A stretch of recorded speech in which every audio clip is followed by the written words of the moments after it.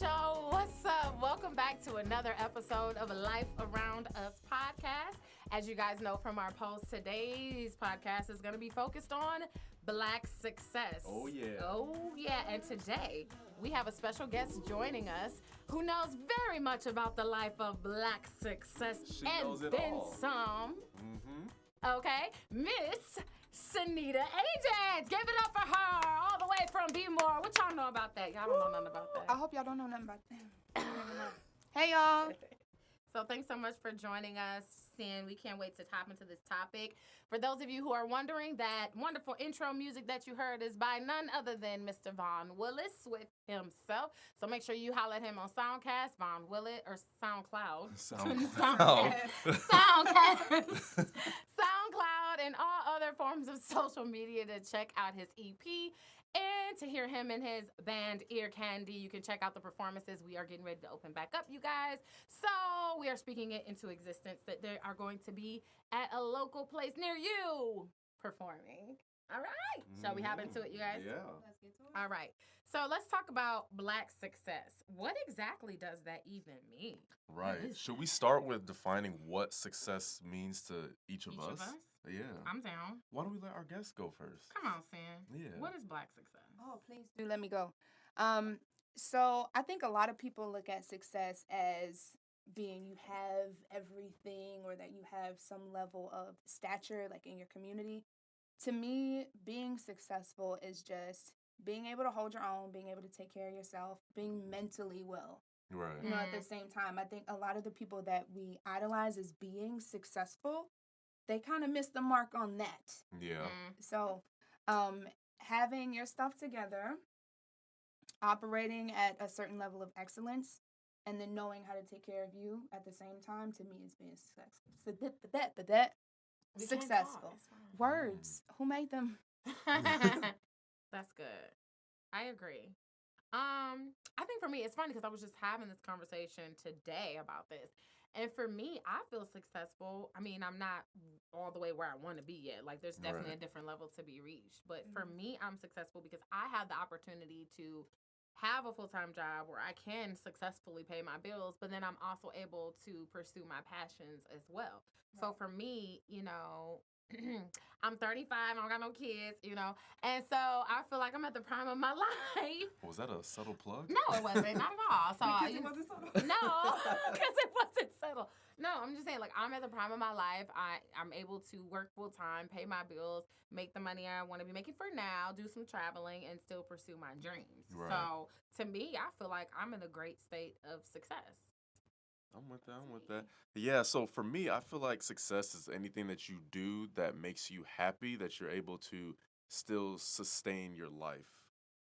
Like because you have a lot of people that are doctors and lawyers who anyone on the outside would look at them as successful, but maybe they're not happy. Maybe it's just like their family wanted them to do that, so it's like That's they were kind of right. raised in that. Yeah. And so now they are this doctor and lawyer who probably makes like six figures and everything, but it's like it's not really what they want to do. They're just doing it to make somebody else happy. And I feel like true successful people are people who do what they love and are happy in their life just as Right. well. Yeah. So sure. happiness truly does equal success. Okay, now we about to get into another topic Yeah. because happiness, I feel like, is conditional. Okay. Definitely is. Yeah, but my joy is not conditional. Like, I have joy all the time, no matter what's going on around me. If it's good, if it's bad, if it's indifferent, But happiness. But is joy and happiness one singular thing, or are they two separate things? Because I feel like happiness is something that's like a long-term thing versus joy is like that in that moment. You know what I mean? I could see. No. I kind of It's see it in the opposite. opposite. Yeah. Really? Happiness Yeah. to me is tied more to like an emotional state, where joy is just like a state of being. You know, you're that Okay. joyful person, but happiness is it's the same as being angry. Like you're not always mad at somebody. Right. Something happened. Yeah, something happens and it causes you to have happiness type feelings, Mm-hmm. but you're just joyful. But isn't that an emotion Like, I'm too? going to still keep my peace even when you act on the food, and I Right. might want to go off on you, but I'm joyful in the midst of, like, for example, the example Sin gave about Yeah. someone being angry. But I'm still joyful. I might have got mad about something you said, but I'm going to choose not to go off about it. But I still have my joy. I'm going to Okay. keep my joy by not going off on you. Hallelujah. Okay. All right, I've been you there. teach me something. Yeah. Hallelujah. So, yeah. That's our little definitions of Black success. So, So let's actually talk about influential people who are making a difference that we in our community, in our community and yeah, let's say in our community, people that are pushing us forward, you know. I don't know that. Well, I'm gonna go with Oprah. Okay. I feel like Oprah is a definition of success in our community. She's a Black woman. She's doing well for herself. You know, her story is amazing. How she came from to where she is now. Right. So I would definitely say that that's somebody that is considered a Black success in our community. Okay. And I was going to say the Obamas. Oh, yes. Yes. I mean, if there's any other like epitome of Black success, it is their entire family. Yeah. You know, from Barack himself to the youngest Yeah. baby. I feel the like little their ones. dogs are Even the successful. doggies. Man. Yeah. You know, it's just something about them that just oozes Black love and success and wealth. Yeah. Not like monetary wealth, but just wealth of who they are, wealth of being. Right. Yeah. You know? Which we probably should have mentioned them on our last episode. About Business and relationships. Yeah. Mhm. Yeah, I feel like They ran the whole country together. yeah, I know. And That's hey, true. some would agree that they were pretty good at it. You know, they did their job. But that's a topic for a different day. I think they were great at it. So what about people like Tyler Perry? Mm. So here, Here we go. here's what I think about Mr. Tyler. Mr. Tyler, Reverend Perry. Mm. Here's what I think about him. I think that he is a very hard worker.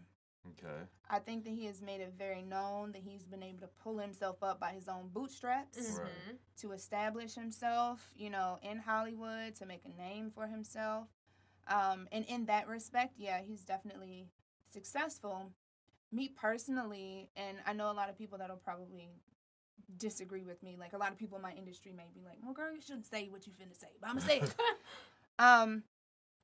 I don't necessarily look up to him as being influential and like a marker of what I'm aiming for when it comes to Black success, because Tyler Perry, to me, just thinking about some of the stuff that he said, you know, if they don't make a seat for you at the table, build your own table. Which sounds great until you realize that he done made a table for himself, by himself. He the only one who's sitting at the table Yeah. still to this day. Right. You know, to me, influential people, they've reached that level of success, and what helps to sustain their success and their impact on the community is the fact that they do go back. You know, so you put in your studio in Atlanta and, you know, you wanting to house the LGBTQ community, that's great.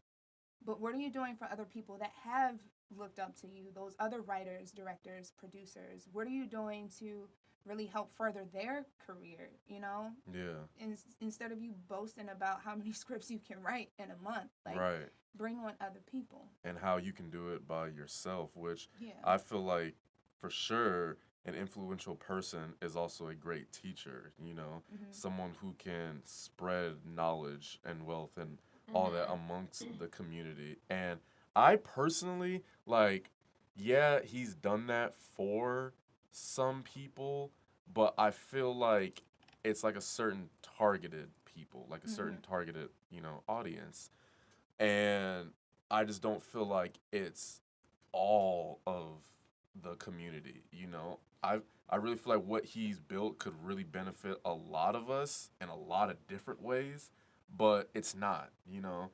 And that's my main problem with him is just when you reach that level, but you're not really like and you know, and it's not even really his job to, you know, like let's just be honest, like he doesn't have to share anything. You know, people don't have to share anything when they get up there. They don't. If they work hard for it, they technically don't have to, but it's looked at as being better than when you do, in my opinion. I completely disagree with the both of you because if you look back because to know Tyler Perry is to know him before the movies came out. Right. So when Tyler Perry was just doing plays, musicals, just doing stage type of stuff and then transition to movies.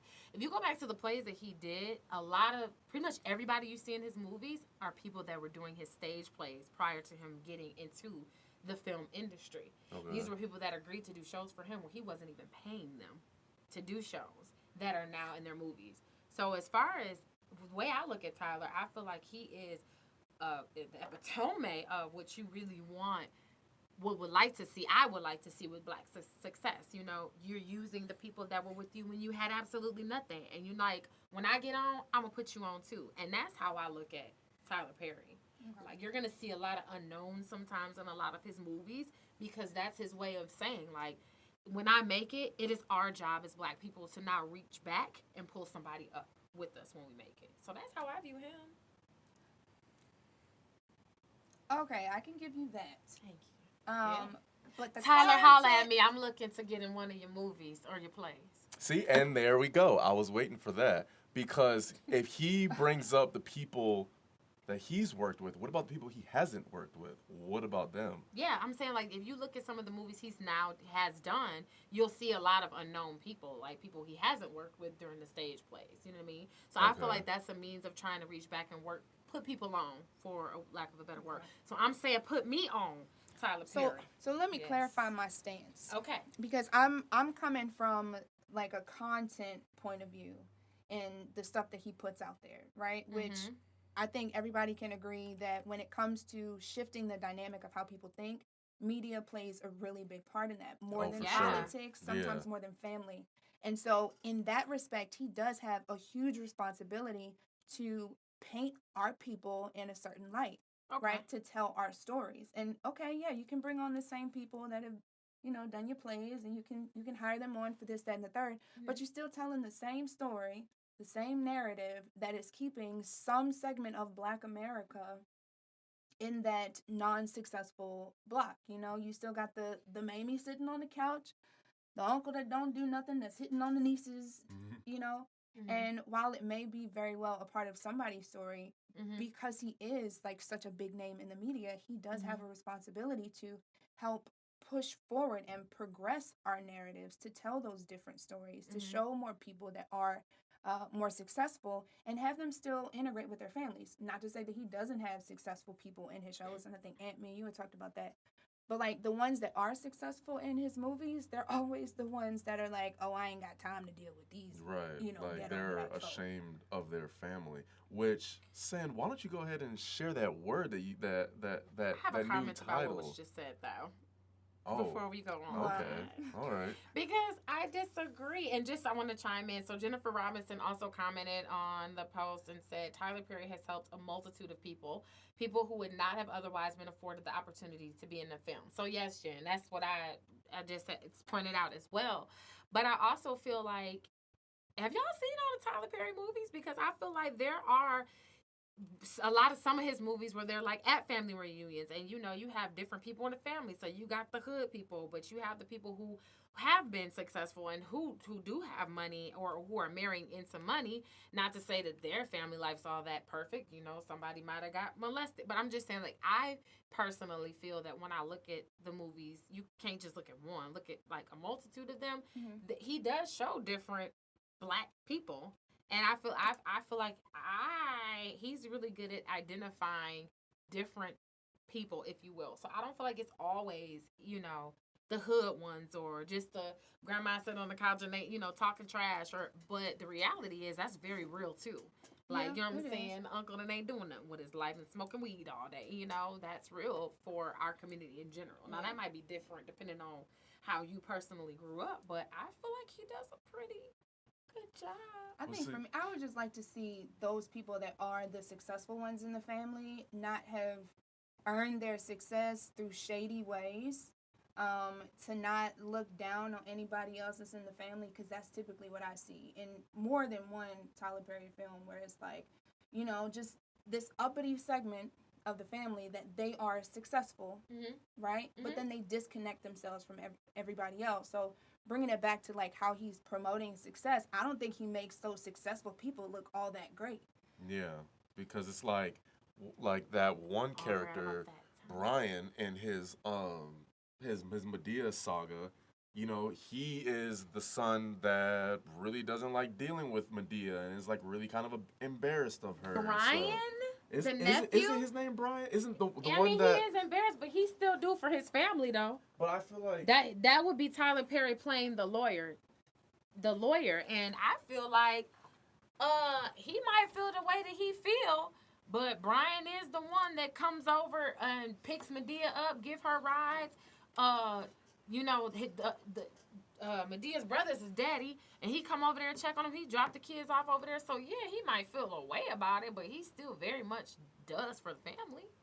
Okay, but the one, and I don't remember what the name of the movie was, but where the mom was trying to get the daughter to marry the rich The man that was abusive. Yeah.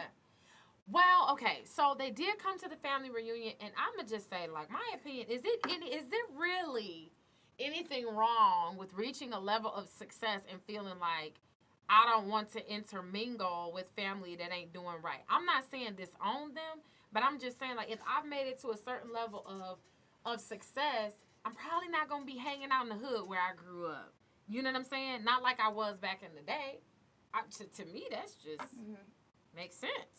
Well, I think that comes back to like, you know, how we view being successful. Like me personally, I don't think that I would be that type of person that wouldn't interact with the same folks that I was interacting with before. That's in my family. Right. You know, I mean, friends is a little different, but you know, with my family, you know what I'm saying? I would want to make sure that I'm bringing my family with me, that I'm uplifting them, that I can show them like, hey, you know, we got the same blood. I did it. This is how, you know, instead of me being like, oh, well, you know, too bad you didn't do the same thing that I did. I'm not finna put you on, cuz I'm not finna put you on, sis. Right, because I feel like you have the same, like you're just like them, like you just have more money, you know, like you're not any different. So why? Sorry. Well, oh, do you disagree? Oh, yeah, because I feel like I'm not about to be helping nobody that's not trying to help themselves. No, sis. Well, I Nah, don't if think you're trying everybody to is come like up in that, life, though. yeah, if you're trying to come up in life and you working hard, you know, like, yeah, then let's do this. You know, I'd rather teach somebody how to fish than to give them all the fish. You know what I'm saying? That's Right. my Well, mentality. no, I agree with that too. So I'm not, just because I'm at 9 million status, like, here you go, pops. Well, no, daddy, you gonna get the money because you raised me. That was a bad example. Here you go, cuz. You know what I'm saying? And here you go, cuz. And no, I'm not about to do that. No. Let me teach you how to be in a position where you can make this money too. Right. Let me instill a work ethic versus Right. But just. to teach them, you got to be around them. Mm-hmm. I'm for the ones that's trying to help themselves. If you're not trying to help yourself, then that's just a handout to me, and I'm not here for a handout for nobody. Now, if you're trying to be better, you know, then I'm with it. So let's see. Tyree just made a comment, and he said, I think it's a difference between judging content and judging Black success. He has, when he says he's talking about Tyler Perry, has like 90 shows on BET Plus with all new, brand new Black faces. And that's what I'm saying. Like, he uplifts the Black community. He reaches back and brings them to where he's at. I don't know. They don't be Part of watching me- no Tyler Perry. I'm telling you, No, they don't and be like, watching. and that's the thing. The reason I don't is because it just See? got old after a while. Like it's the same. Oh, you don't. couple So of you're not trying to stuff. support your community? But like the thing is, Listen. like You either? Y'all not Listen, trying to come support your community? So Tyler Perry is an incredible businessman. He's an incredible businessman. My issue with Tyler, and like I said, I can only speak from the content and the image that he's portraying and what people are looking at. And this is from, he could very well have switched things up now, but I, have lost touch with Tyler Perry quite a while ago. man. So to kind of second what Ant was saying, I did see a lot of the same narratives come up, and I didn't necessarily like the light that, I was seeing my people in. Right. And it's not, I think it does have something to do, content and success does kind of intertwined when you think about what people are looking up to, right? So you have to talk about what they're feeding their souls, what they're feeding their minds. And if Tyler Perry is it, I would like, me personally, I would like to see him put us in a different light. Or at least, if you're going to start telling those stories, employ writers that have lived those lives before that can tell it a little bit better so that it's a little bit more impactful. And you can start to see change in a community. Like, yeah, okay, you're helping out the black actors, but what are you doing for those little girls that's sitting at home watching you? What are you doing for the little boys that's sitting at home watching you? Are you telling them a story that they have to go through an abusive situation just to come out stronger? Or are you telling them that they can just come in and be a boss? And I'm going to say this. I think maybe, was it Acrimony? Actually, no, I don't remember what Acrimony was about. Taraji and her childhood love, and then he got successful. And helped. He gave her money. Lots of it, too. He did? Absolutely, he did. He bought the house back from her mama's house. He bought the house back from her. Why she jump off the boat? Because she crazy. And see, y'all ain't watching these movies. Right. That's what I'm saying. See? Boom. You are wrong. He gave her the money. He got successful. He came into her job with the flowers and said, I got put on, here go a check for, I don't know, was it 10 mil Jen or 10,000 Jen? You tell me how much it was, but whatever it was, they were fully divorced and he was not entitled to be given a nothing. And then he bought her mama house back for her. And that, listen, I'm not trying to come down on you brothers. I love you, my kings. But I don't know too many black men or men in general that's going to be divorced, become a millionaire, and then come back and give you a check and buy your mama house back for you. He was a good man. Shout out to that king. Carry on. Carry on. Well, thank you for that little rant. Right. You're welcome. Like, I listen, I got nothing to say after that. Okay, fine. Okay, fine. Tyler Perry aside. All right, so let's get off of Tyler Perry now, and let's move on to the next topic. So I think you were about to shift into something about love, like the great love we should have for this man, Tyler Perry, for providing opportunity. I thought we were shifting off for our people. Hey, Go, Tyler. I Holla could have at sworn me. too. All right. So while on the topic of black success, like, why don't we talk about some of the things that we feel are keeping our community down? Ooh. Yeah. Let's go ahead and get into some deep stuff here. Because one thing I have written down is the whole crabs in a barrel mentality. Would y'all agree? Yeah, I can definitely see how, in a lot of situations, if we do have people that are around us that we do view as being successful, and not to say that everybody is doing this, but sometimes you try to pull that person back down so that they're not better than you, right? Or you try to climb up on their back. Yeah. Which I think is very, very rich in our community. Not to say that it doesn't exist in any other, but I can only speak for what I know, what I come from. And in Baltimore is definitely that situation where, if you're trying to get up out the hood, or if you're trying to get out of a situation and make something for yourself, there are going to be a lot of people that are going to try to hold you back, or at least try to ride on your coattails so they can get out too. And it ain't even just Baltimore, because look, I done been almost everywhere. Florida, Georgia, North Carolina, everywhere. And it's the same. Yeah. Black people don't change any region that you live in.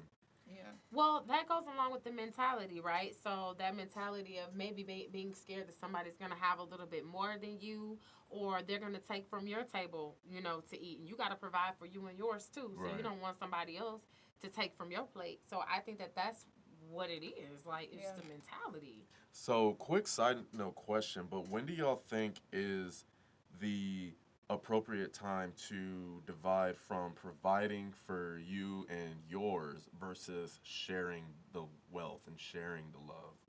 Like, when do you think is the time to focus on you versus, helping others? Well, number one, you got to focus on you first before you can ever help anybody else. Right. Facts. So if you don't have your house in order, how you going to give anybody bricks to build theirs, So that's first and foremost, and all the way throughout, you need to be taking care of you. I think we can always share a wealth of knowledge. I don't need to give you, nothing that's like tangible, so to speak, in order to help you out. And that can happen as soon as you have like a proven way of doing something. You know, you tried it and it worked and you want to share, go ahead and do that. Right. But like when do you feel like is that like moment? Because you got a lot of successful people who still feel like they're still grinding, they're still working, even in Mhm. like we or somebody who's lesser than them might feel like, oh, you already got it. You like you got it going on. But their mentality is like, no, like I still gotta keep hustling. I still need to like, reach a higher level than what I'm already at. See, I don't think you should ever stop hustling, though. I Yeah. personally don't until the point that you feel like, okay, I'm about to. But even when you retire, I still feel like you should always have a hustle about yourself. Right. Like, for me, the way I plan on doing my life, I don't feel like I would ever feel like I've made it. Do I feel Mhm. like I would make it to a point where I'm like, oh, okay, I can do a little bit more traveling? My kids, which I don't have any, one Yet. day, Yet. want for nothing, don't want for anything, okay, cool. But I don't see myself ever just sitting down somewhere and not doing something and Right. hustling. That's Yeah. just not my personality trait. Um, but as far as like what is that line? Like,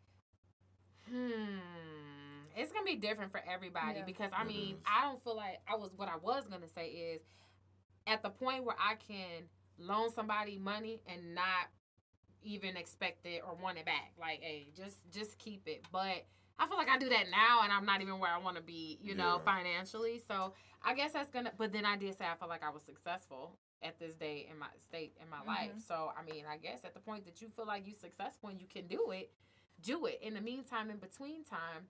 While you might not be offering anything materialistic such as money, you can always give knowledge. So I think Yeah. at any stage that you're at, whether it's like I gotta focus on self first, which you always must do first, you can still share knowledge in the meantime, in between time. As soon as you realize that you got somebody that's looking up to you, Yeah. you need to turn around and be like, oh, they're paying attention to what I'm doing. Right. Yeah. Let me go ahead and help them out so that the path is not so hard. For them, especially Yeah. when you know that you struggle, why would you want to see somebody else struggling and have Exactly. to go through? For example, let's say if you started your own business and you were homeless for a period of time, and now you know this person is looking up to you and they're hungry for it. Why wouldn't you feed them with that knowledge to get them out of that situation? Yeah. That just makes sense to me. Mhm. But Tyree chimed in and he said, always keep your cup full, whatever that is for you. Nobody can tell you when to give of you and what you've worked for. Your Absolutely. cup needs to always run over everything, and the cup is for you. What spills out, you can share. That's based on the individual, not pressure from anyone else. Completely agree. Yeah, me too. Completely. Yeah. And I think just me personally, like I have like different levels or different like guidelines for success because part of me is like, yeah, I have what I want to do and I'm working towards that. But another part of me is like once I get to a point of where I'm like I'm good and well in my career where I want to be, if I can teach someone else and then have them learn from me and then they also become successful, that makes me feel 10 times better, you know? Right. Yeah. Right. And to It's a me, legacy of that's success. yeah, yeah. So would we say that having a legacy also adds to being successful? Absolutely. Mm-hmm. Absolutely. Absolutely. I think that and aside from this, it's not just about monetary. Like, how are you passing down a legacy of knowledge? Because Right. the next generation needs to have the knowledge on how to continue The the knowledge success. and the wisdom. 'Cause Correct. those Yeah. are definitely two different things. You can have the know-how and not be Yep. wise to know when to use it. Yeah. Yeah. So being able to pass all that stuff down, creating that generational wealth and that generational pattern, right? To where, like, I look at my daughter right now, and most people will look at me and say, like, okay, you're somewhat successful. You have a place in the professional world. You're still following your dreams to Yeah. your point of what your idea of success is. But I look at my daughter and I'm like, no, like, I still got some work to do because at this point, like, if anything were to happen to me, she still has not seen, like the full experience of what being successful could be. Yeah. And so to me, I'm definitely focusing on that generational transfer because I don't want her to have a hard life. Correct. She's already going to have so many things stacked against her with her being black, with her being a female. Come on. Yeah. And so it is literally my job to arm her with everything that I possibly can Yes. to make the path easy for her, to make her burdens light, if you will, Yeah. so that she's not, always climbing uphill. you know. And I think that's something that has kind of affected our generation now and some generations before us, is that at some point that generational transfer of wealth just kind of stopped flowing. Yeah. You know? Yeah. If you think back to when we had Black Wall Street. Yeah. When we had our own. When we were not constantly trying to compare ourselves and fit into a society that was not meant for us. The mentality was different, right? And that, I think that's what's wrong with the state of us as a community right now. We don't have the same mentality as even back to Rosa Parks and Martin Luther King and Malcolm X days. We don't have that same mentality, and I feel like this is why, as a result, you're seeing the state of our people in the state that we're in, because we don't have that mentality. And I think that the sooner we get back to that mentality of this is ours, let's support one another. It's not a competition, but how can I uplift you, and how can I share my knowledge with you, and let's do a trade off of we buy from you, grow, I buy from you, and until we come back to that place, we will always be lacking. Yeah, we're too comfortable now.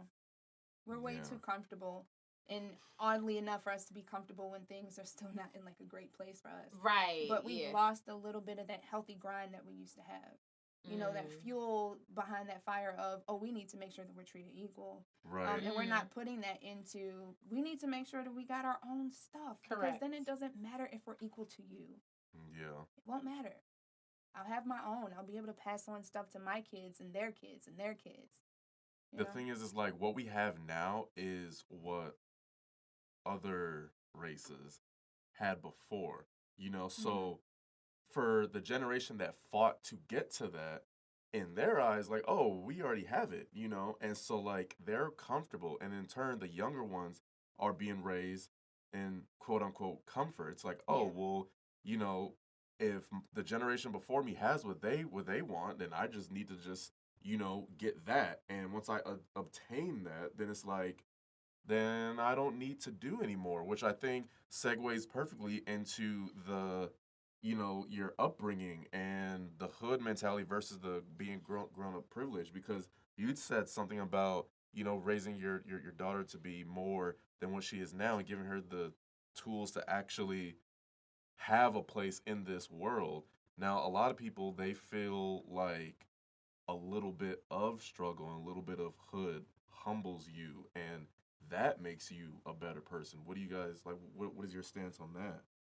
I mean, for me, I can only speak from my experience. I didn't grow up in the hood, so I'm not even gonna sit here and be like, I'm from the D, and I didn't. I am from Detroit, but I didn't grow up in the hood. Like I went to private school literally all my life, from kindergarten up until 12th grade, and when I graduated, I went to the University of Michigan. You know what I'm saying? So I grew up in a family where, my mom is first generation to get a college degree. My dad is second generation on his side. So I'm second and third generation, to have a college education in my family. So the way we were brought up, it was like education was paramount. Like, it's not an option. Like, you're going to graduate from high school. You're going to get your bachelor's degree. And whatever else y'all decide to do after that is what you do. Now, for me, both my parents had master's degrees. So for me, it was like, I'm getting my master's. It never was a question of that. Like, this is what my parents did, and this is what I'm going to do. And then I even have credits towards my doctoral degree. I haven't finished it, but I even started that avenue because I felt like my parents always raised us that you should desire to have better than what we have given to you growing up. Right. So for me, that's my mentality. I want something greater than what I was provided by my parents. For one, because I want it for me, but I feel like this is just me. What an insult to the sacrifice that my parents made if I just sit up here and I'm a bum. Facts. Like, they sacrificed too much for me not to do And something worked with my hard. life. Yeah. So that's how, my mentality of it is. So for me, my upbringing definitely motivated me because now I want to do better than what I saw. I want my future kids to have better than what I had. And I had great. I really did. So that's my opinion. Yeah.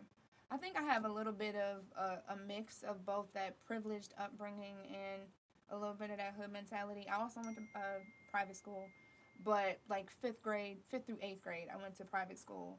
But I've been in public school. I went to a HBCU. Come on, HBCU. HBCU, TSU, if y'all in the house. Shout out. TS.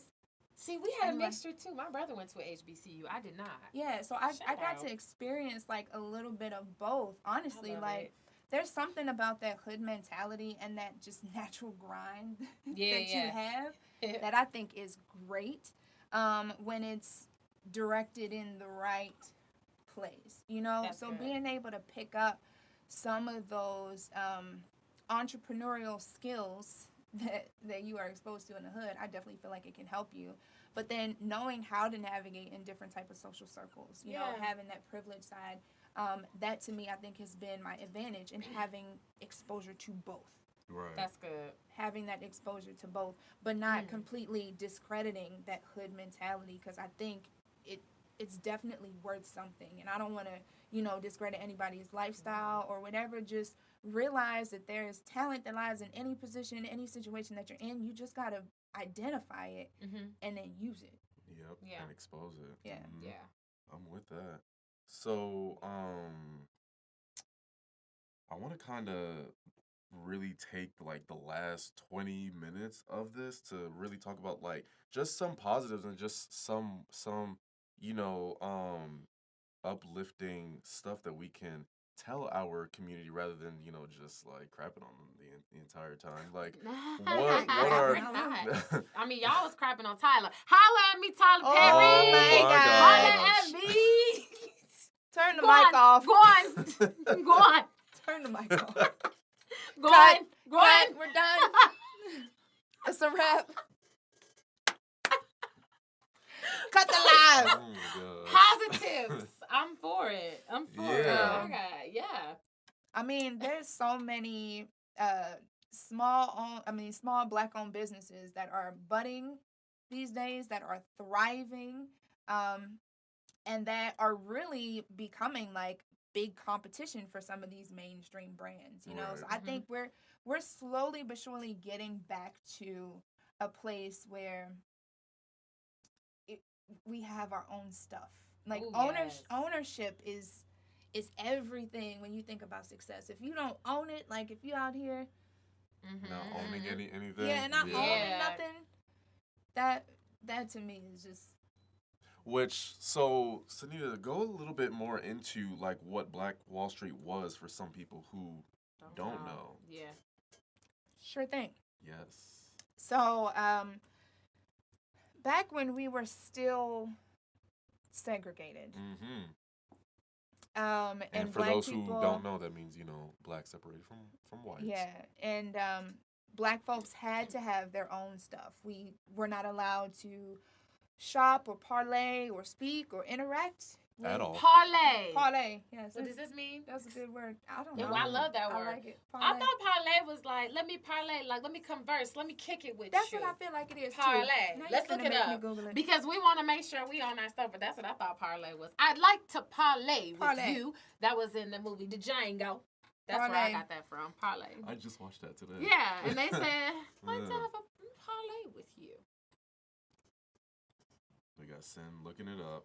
Okay, so I was giving you a slang definition. So that means to party and then lay up with someone afterwards. at the Wait, same Well, parlay? there has to be multiple definitions. It has to be because Because first the off, way the that person they was said that- it in Okay, no. Jan- Oh, okay, actual definition don't suit what I was finna say though. That's why I wasn't finna read it. the D is To silent, by turn the way. an initial stake or winnings from a previous bet into a greater amount by gambling.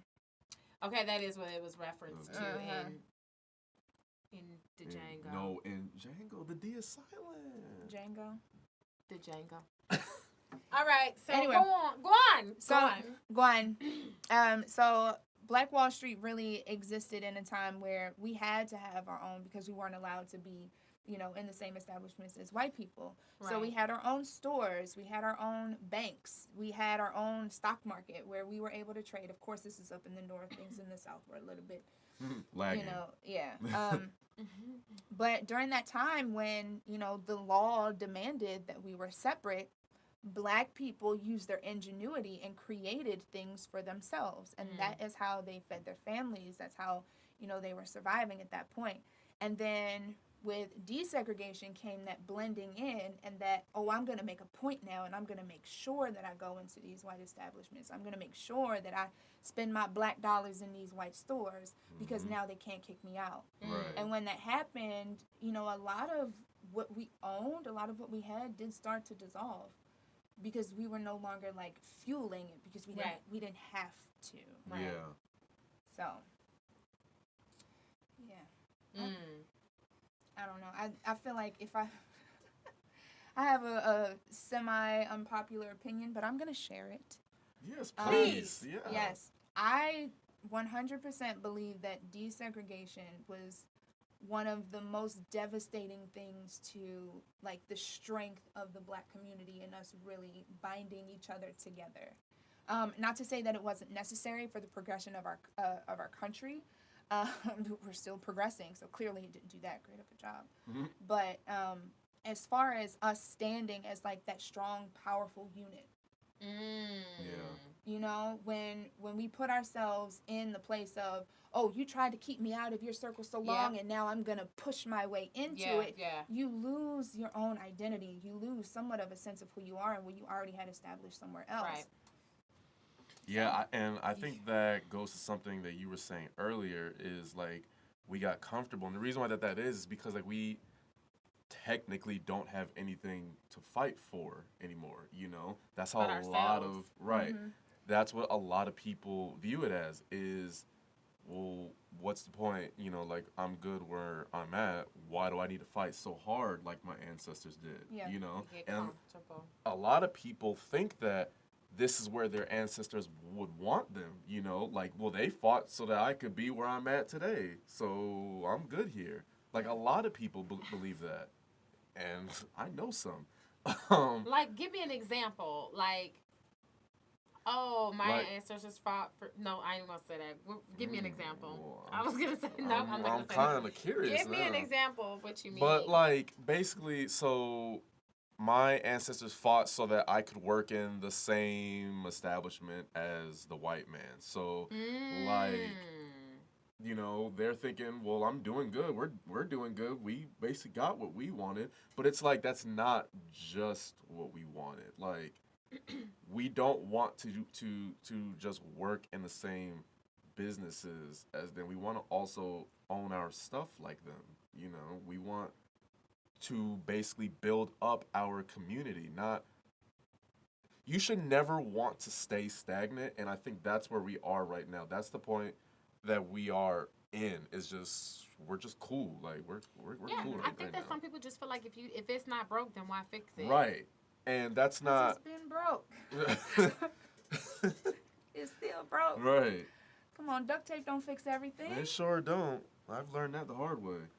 But then there's a fear factor there, too. If I move out of my comfort zone, and I can personally attest to that, you know, at my full-time job, like, I know that I have qualifications to be even in a higher position right now. Like, I have a full master's degree in HR management, and I have a wealth of work experience to go along. Right. But when I first started at my current job, you know, it was comfortable for me. I was able to come in, and at the time it was an hourly position, so I was able to clock in, clock out, and then boom. Plus, I was like doing 3 shows at the time, so it was conveniently comfortable for me. Like, I can make just enough to, you know, pay my bills and still have the freedom to be able to pursue my dreams. And so after being at the company for a year, you know, and I'm grateful because I have leaders that are interested in developing me. And I would like to also add that the 2 bosses, my current one and the one before that, are both Black men. So they were very interested in my growth and wanting to mentor me in a way to put myself in a position where I could have greater. So, you know, it was a fear factor for me because I'm like, but this works for me in my life and the things I'm trying to do outside of work, because I'm just going to be real. I don't want to be working for someone else for the rest of my life. So it's like, this is good for me. But I had to allow myself to stop being afraid of what may or may not happen and just say, okay, boom, like I have to take that off and just jump in and take the risk, you know? Exactly. And now I work a great salary position. And quite frankly, it's a better position because now I'm able to go to universities and talk to other students. So now I'm able to, and one of the biggest things at our company is more diversity. So Mm-hmm. now I'm Mhm. able to go to these campuses and talk to diverse students and tell them about my experience with the company and pull them to come want to do internships with the company. And I'm still pursuing my dreams outside of work. So, I didn't have to be comfortable and stay where I was at. I just had to stop being fearless, or at least do it afraid, because I Mhm. was able to do it. But my Right. fear, Yeah. I held me back. So I think it's just all ties into mentality. Like, we can't get so comfortable. It's one thing to be comfortable, but don't be so comfortable where you're afraid to even try. Yeah, yeah, that's definitely it. Is Yeah. that fear? You know, that fear is what holds us back Yeah. because we automatically come up as like, oh, well, that's never gonna happen for me, so Yep. I'm not even gonna Mhm. try. Yep. And Yep. we all can't think that way because we have a lot of like stuff going for us. Like we got scholarships just for For being us. born. Yeah, Like yeah, yeah. like That a honestly, lot of people don't know about. And you know right, what? It's not always those students' fault, because if their parents never graduated high school, never went to right, college, they don't know Yeah. how to properly mentor them in the right direction. So yeah. then that's a great topic of conversation. So then what does that student do? I don't know because see, here's my thing. For me, I'm first generation American, and my mother tried to go to college when she was younger. But she unfortunately dropped out because of circumstances, and she didn't know all the ways of how to, like pay for college. So like she ended Mm, up with a lot of debt. yeah. And so for me, like her fear for me was also ending up with the same debt Yeah. too. Mhm. So a lot of times she would tell me, well, don't apply for that or don't apply for that because, and it wasn't because like she didn't want me to be successful. My mom really wants me to be successful. My mom supports everything that I do. But it goes back to the fear, is what kept her back. Yeah. Like she Mhm. didn't want me to make her mistakes. Yeah.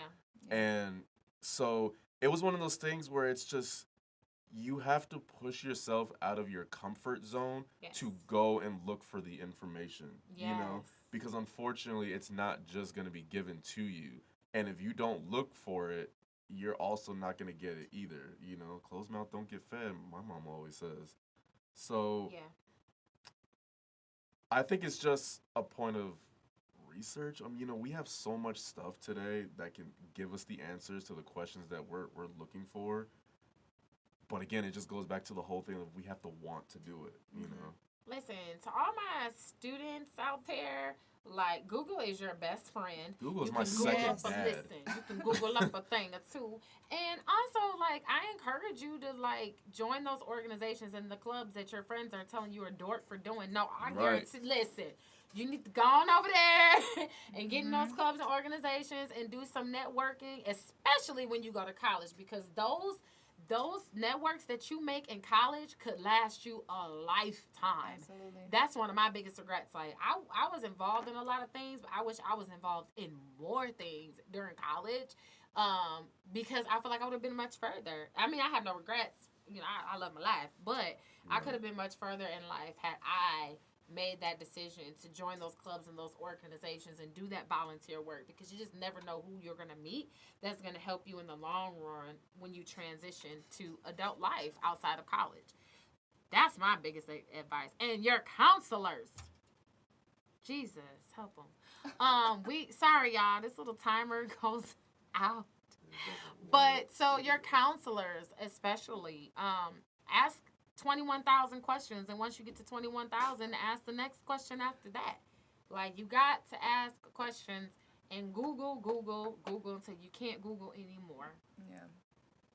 Yeah, I just wanted to segue because I know it's a lot of students out here that want better and maybe just don't know how to go about it because they might not have someone properly guiding them in their family. So that's my advice. Right. And push yourself.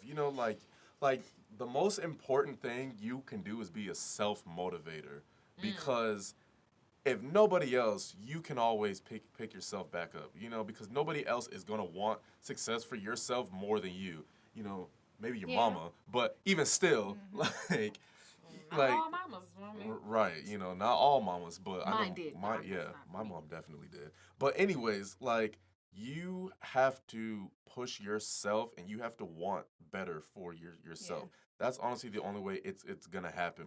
But what is okay? See, these are all these sub Well, conversations go ahead and now. ask. But what does better look like? Because to me, not for me, but if I'm somebody that grew up in the hood and all I saw was drug dealers all of my life, I don't know anything about corporate. So to me, success might be being the next best drug lord. So I can't really self motivate myself outside of that unless somebody else comes to me and gives me something different. But see, but here's the thing. I feel, and correct me if I'm wrong, but this is just from my experience. Every person that I have met, because I have lived in the hood quite a few times, and every person that I have met who has sold drugs or done wrong has always also wanted to do something else, but always felt like that wasn't an option for them. Okay. So this is the choice that they decide to go because everybody Okay. knows right from wrong, you know? Yeah. And everybody who's people inherently do. A lot of people who are doing wrong know that they are doing wrong, but they also look at it as like, well, this is the only option I have. Okay. So it's just like it's really honestly just a matter of do like knowing what you want to do and then trying to look for ways to get to that point, you know? Yeah. Because you're right. You know, if you're growing up and you don't have anybody that's there to push you, Correct. if you don't want better for yourself, it's honestly never going to go anywhere.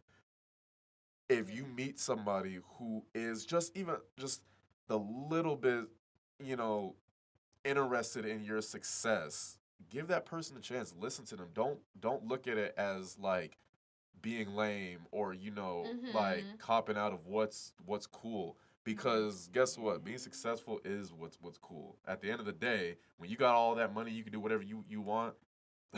That's cool. Yeah. And to Ashley's point about what is better, I think something that's helped me is like journaling, really starting to write down things that I wanted to achieve in my life, Right. write down where, I felt like I should be right now or where I felt like I missed the mark in certain areas. And then setting goals that can help me to achieve it. There you go. Setting Yes. those SMART goals, something that's specific, that can be measured, actionable. So giving myself like some fuel behind it and then giving myself some time constraints too. I think for me, that's kind of helped me to figure out and identify what better looks like to me. A lot of times I think, and this goes back to pulling in the fear aspect, if you're all the way at point A and your idea of better is point Z, of course you're not going to feel like you can get there because you're not taking smaller digestible steps to Right. get to it. So set little goals is what you're saying. Absolutely. Set smaller Right. goals.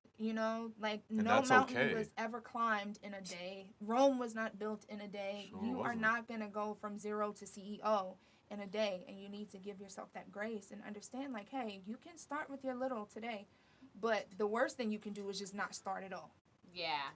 Period. Right. Yeah. Okay. Well, that was good. Yeah. So overcoming your fears is a big one. Be courageous enough to take that leap of faith to say, hey, I might be scared to do this, but I'm going to do it while scared. But I'm at least going to try, not to limit yourself. And changing your mentality is definitely going to help with reaching the full potential of success. Cool. Right. And just one last thing. Okay. Just one little thing. No matter what your dream is, don't let somebody tell you that it's too crazy or it's too outlandish or too out there. Because guess what? Somebody else was able to do it. Michael Yes. Jordan is one of the greatest basketball players of all time. But guess what? Somebody told him that he couldn't do it, and he did. You have all of these famous actors who are famous because of hard work and dedication. It's not going to be easy. Nothing in life is ever easy. But if you work towards it and if you set goals for yourself, little goals that lead up to the big one, you can always reach where you want to be and where you want to go. Yeah. Yeah. Good stuff. And that's all I have to say about that. About black success. So go. Be black. Be successful. Be great. Be great. Yes. Winning. Hashtag winning. Hashtag winning. Mhm. That was dope. Well, All thank right. you again to our guest, Miss Sanita Agent. You can check her out on Facebook and Hey. Instagram. And what Hey. else you got, girl? I got a website that I'm Ooh. building Ooh. at some point. Oh. Check me out. Okay. Definitely check her out, y'all. She is a dope actress. Let me The tell y'all. dopest.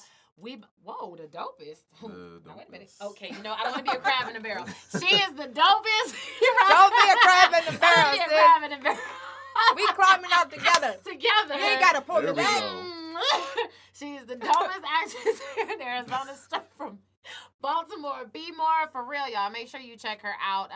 We're opening back up in Arizona, so I'm sure you guys are gonna see her on a stage near you. So please be sure to check her Or out. in a movie. Or in a movie. Holla. And Come screens on. near you. Boom. You already know. So make sure you find her on all forms of social media to connect with her, link with her. If you know Tyler Perry, don't give her the number. Give me Okay. the number. So, And- 'cause- we. No, but for real, thank y'all. We appreciate y'all for joining us. We can't wait to check y'all out the next episode. Be on the lookout. This will be published in its full entirety on Friday, and we will post it, so make sure you guys are looking out. And last but certainly not least, shout out to the Snare Ghost. These are the tunes that you're hearing right now coming in on the podcast Bow. So make sure you check him out as well in his music. Thank y'all. We had fun. Did y'all have fun? I had a great time. Have fun. Chill. Right. Time out, Tammy! Sis, boom, bye. I knew you was finna do it. Holla at me! All right, Give me y'all. your tea. Hello. Good night.